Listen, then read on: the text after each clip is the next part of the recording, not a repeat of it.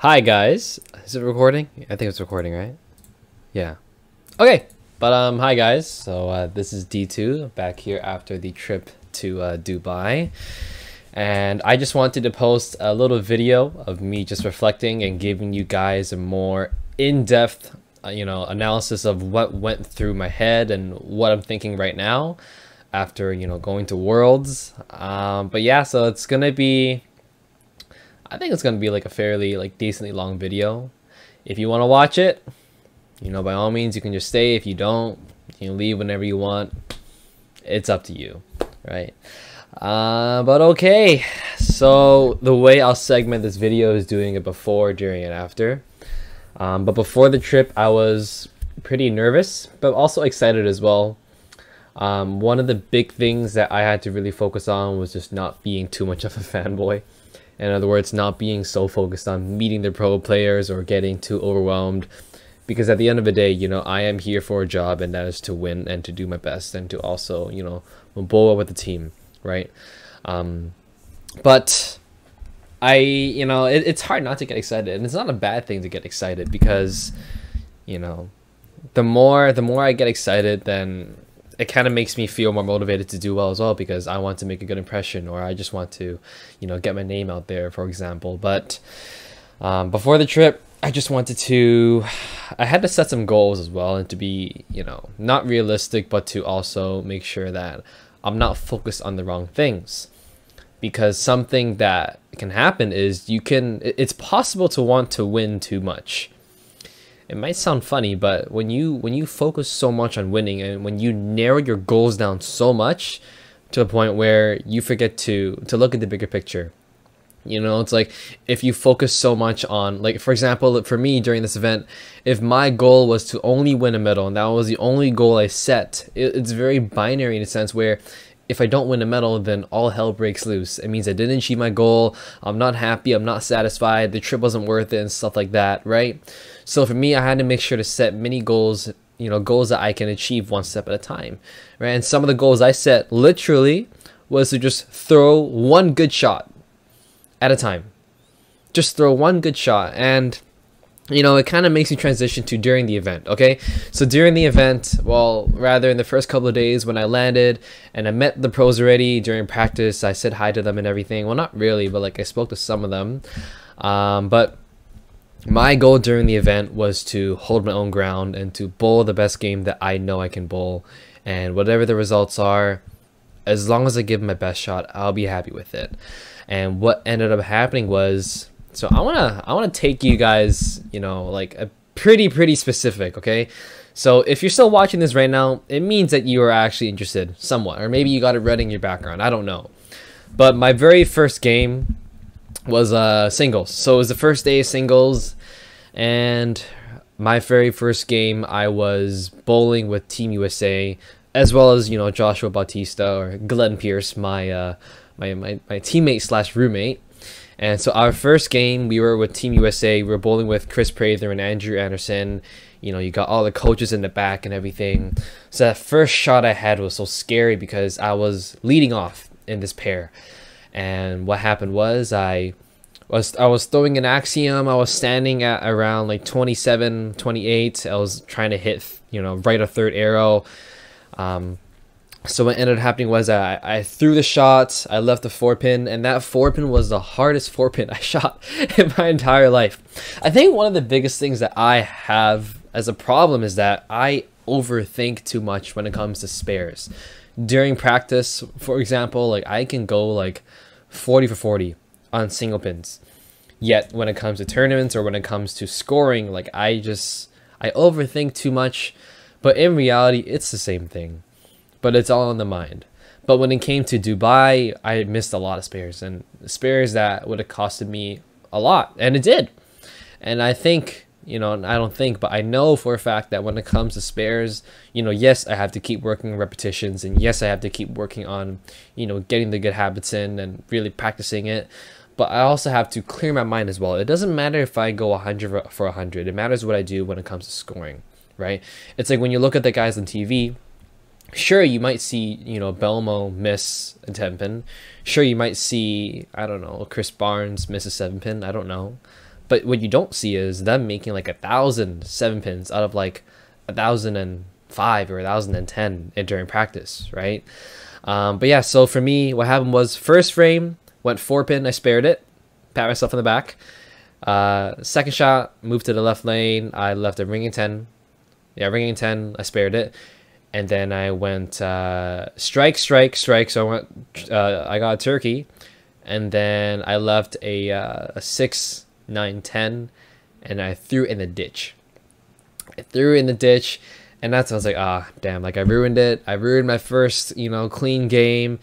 Team USA is going to think low of me now. And then I ended up finishing with a 209. The next game I went 202, and then the rest was like up and down and everything.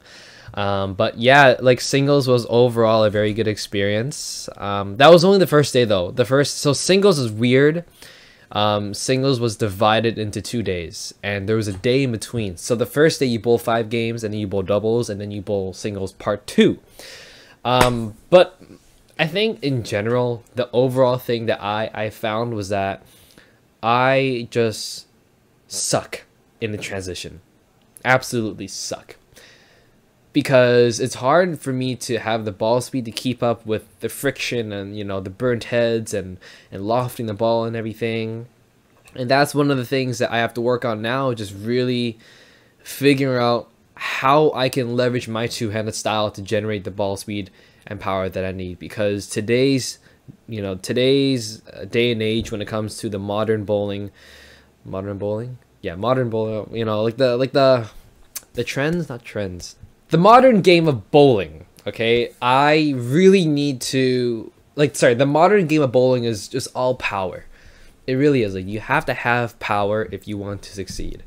It doesn't matter how much you finesse it. It doesn't matter how smooth you throw it. Because, like, me speaking, I think I throw it relatively smooth in a sense where I don't have any, like, big thumps when I release the ball or stuff like that. But it doesn't matter. I need to have more power. So right now, I spoke to a lot of people like, you know, Chris Prather and Frank Buffa. I spoke to them and they graciously helped me and gave me some tips on how I can improve myself, which I will post on a later video, kind of giving you guys more in-depth of my style and how I'm going to change it to have more power. It's going to be an exciting journey, but that'll be for later. But yeah, no, so like, the first day was okay. Second day doubles. Doubles, I'm a little like upset about because we were in the cut. So the cut was like a 220 average, 217 average, something like that. And you bowl 10 games on the same day, and it's Baker. Everything's Baker, by the way. Trios, mixed teams, everything is Baker. So you're only bowling one game. You're not bowling your own separate game. You're bowling a game together. Doubles, we were like plus 170 at one point. We were plus 170 after 8, and we were in the cut. And in the last pair, we bowled like a 154 and like a 150 or something like that, and it was terrible. Reason being is because I just sucked so much during the transition. I didn't know what to do. I wasn't using the right ball. I wasn't playing the right part of the lane. I didn't have the ball speed, which obviously I can't change at that time. I can't just magically just throw the ball like 10 kilometers, you know, faster. But it was painful to see us kind of throw away that, you know, that chance to go into match play, and you know, only God knows what will happen after that, right? But you know, fast forward to singles day part 2. Started with the 256 bowling with Chris Sloan and you know, from Ireland. Same thing, you know, Axiom. I actually stood at 25. I actually stood at 25 instead of 27 and 28 because I noticed that there was a lot more friction on the right side. And here's the thing. Here's something I didn't notice. If you're still here, I don't know. But when you go into a bowling alley, you really have to look into, you know, the alley itself and the lanes and the different topographies, because when you look at a bowling alley, not every single lane is going to be bowled on equally, right? When you have local events, maybe the tournament director likes to play on one part of the alley and not the other. In this case, what we found as a team was that the lanes on between 1 and 12 was a bit more tighter. Well, I felt, at least. I felt it was a little more tighter, and the lanes past 13 all the way to 36, it was a lot more friction, which I guess, you know, it does make sense in a sense where if you do have tournaments, you generally want it in like the middle of the alley, if not, you know, like and around that vicinity.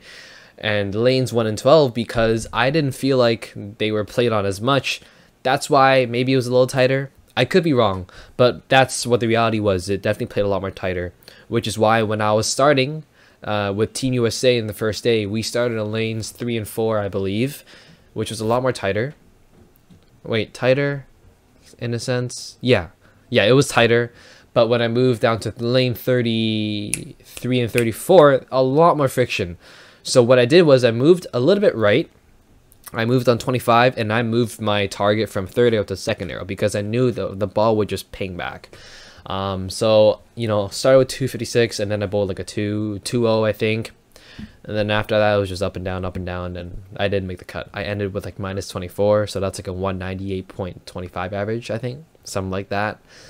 But yeah, so, you know, it's kind of fast forwarding and everything. Trios, mixed teams. It was, well, first off, it was amazing just being able to bowl with these individuals. They're amazing people. But when it came to me personally, I didn't feel like my skill level is up to that, you know, to like the standard, not standard, but like to the level I need to be in to win a medal or to make the cut. I didn't make a single cut. Singles, doubles, trios, mixed teams, not a single cut. All I did was watch, and all I did was spectate. And it sucks, you know, knowing that this opportunity, just going to Dubai and going to Worlds and bowling with the world's best, quote unquote world's best, just knowing that I didn't make a cut, it does sting a little bit. But a part of me was actually really happy because it gave me a better idea of what I have to do to work on and how to get to the next level. Because obviously, you know, in life you either win or you learn, and I learned a lot. I learned a lot when it came to this event. Both, you know, when it came to bowling and both in terms of mindset as well. But a couple other goals that I had was I wanted to learn as much as I can, because I knew that this event is a great way for me to kind of settle myself into the tour, the PBA tour. And for all, you know, for all of you who don't know me, I want to go, not I want to, but I will be on the PBA tour in the next 2 to 5 years or so. And the reason why is because bowling is my absolute passion, and it's something I want to do for the rest of my life.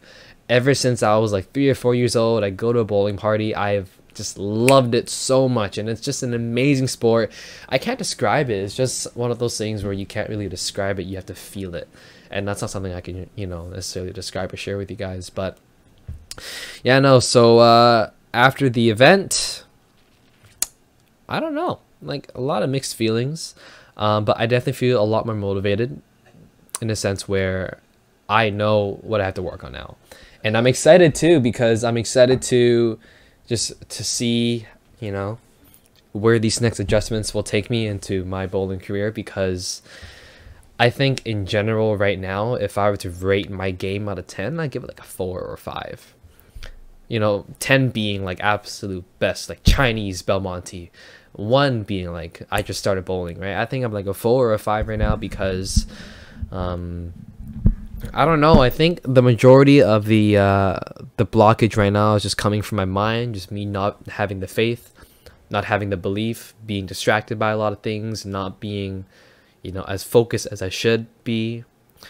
But yeah, no, like I think right now my next few steps is to really focus on my ball speed, my starting position. I won't go into too much detail. I will post another video at the bowling alley where you'll actually see me practicing, and, you know, here and there. I won't spoil too much. But yeah, 2021 IBF Bowling World Championships in Dubai. Been there and done that. Feels good to see it. It feels good to say it. It feels good to have the privilege to say that I did compete in Worlds, and that in itself is an accomplishment. But obviously, you know, it doesn't stop there. Life is not about achieving a goal and you stop there. Life is always about asking yourself what's next, right? You achieve a goal and what's next. When they made the provincial team in 2017, I didn't stop there. I had to ask myself what's next, and the next move was to go to the national team, and that's what I did. And here I am now, 2021. Still moving forward, have a lot more goals to achieve and a lot more goals to set as well.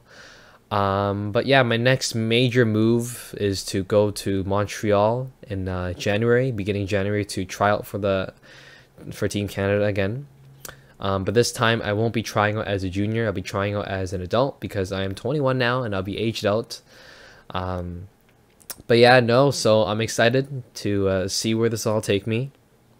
I really doubt anyone made it through the end of this video. Like I really doubt 50 minutes and 26 seconds. Highly doubt anyone has made it this far into the video. But at the end of the day, like, these videos are more for me to listen to, for me to look back on and everything. But yeah, so I will post more updates soon. But until then, I will see you guys another time.